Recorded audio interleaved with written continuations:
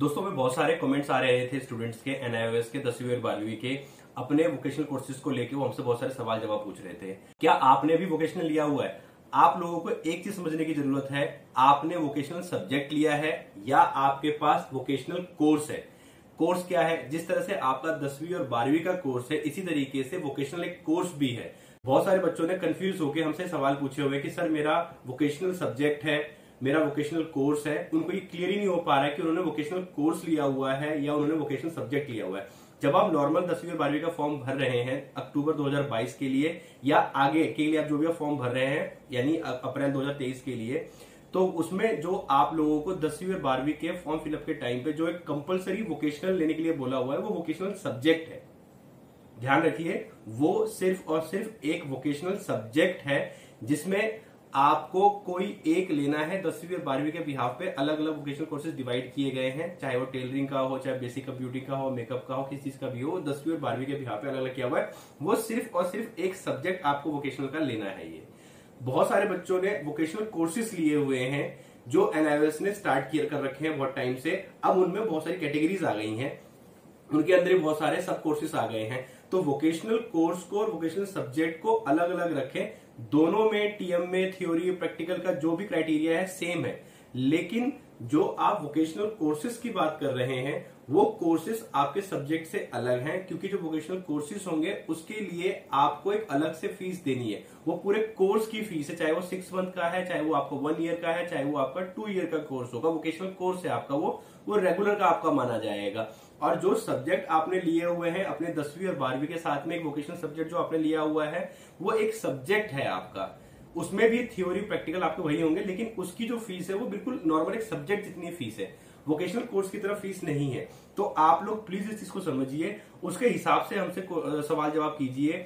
आप लोगों के कमेंट्स आते हैं, हम रिप्लाई करते हैं। कई बार क्या होता है, इस वजह से वोकेशनल सब्जेक्ट और वोकेशनल कोर्स में कंफ्यूज होकर जब हमसे सवाल पूछते हो तो हम आप लोगों के सवालों के जवाब नहीं दे पाते, क्योंकि आप हमें ये क्लियर नहीं कर पाते हो कि आपके पास वो वोकेशनल कोर्स है या वोकेशनल सब्जेक्ट है। तो प्लीज आप लोग एक चेक कर लीजिए, अगर आपने नॉर्मल 10वीं और 12वीं का फॉर्म भरा हुआ है तो आपने एक वोकेशनल सब्जेक्ट लिया होगा उसके अंदर। अच्छा, इसमें बहुत सारे सवाल बच्चों के ये भी आते हैं कि 5 सब्जेक्ट के बाद हमें कोई वोकेशनल लेना है। आपको ये पता होना चाहिए कि टोटल हमारे पास जो सब्जेक्ट लेने की लिमिट है वो 7 है, यानी मिनिमम आप 5 ले सकते हो, मैक्सिमम आप 7 ले सकते हो। तो मर्जी आपकी है कि आप 5 सब्जेक्ट जो टोटल आप ले रहे हो उसमें एक वोकेशनल आप ऐड कर सकते हो, नहीं तो नॉर्मल अपने 5 सब्जेक्ट लेके आप एक वोकेशनल ऐड कर सकते हो, या नॉर्मल आप 6 सब्जेक्ट लेके उसमें एक वोकेशनल ऐड कर सकते हो। बहुत सारे बच्चों के हमारे पास कमेंट्स ये आते हैं कि सर मैंने टोटल 5 लेने हैं सब्जेक्ट, क्या उसके अंदर मैं वोकेशनल लूं या वोकेशनल को अलग से एडिशनल लूं मैं? तो आप जो टोटल 5 सब्जेक्ट लेना चाहते हो उसी में ही वोकेशनल अपना एक ऐड कर सकते हो आप, जो भी आपको लेना है ये। तो ये चीज क्लियर हो गई। अब दोबारा उसी चीज पे आते हैं, वोकेशनल कोर्स और वोकेशनल सब्जेक्ट के अंदर। तो जब आप 10वीं और 12वीं के फॉर्म भर रहे हो तो आपने सिर्फ एक वोकेशनल सब्जेक्ट लिया है जो आपके और सब्जेक्ट की तरह ही है, उसकी फीस भी उसी की तरह ही है, टीएमए और प्रैक्टिकल की।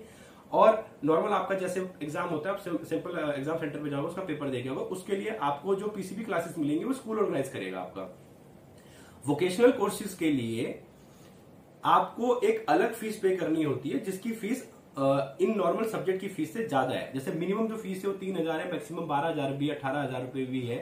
तो उसके लिए वोकेशनल सेंटर्स अलग है।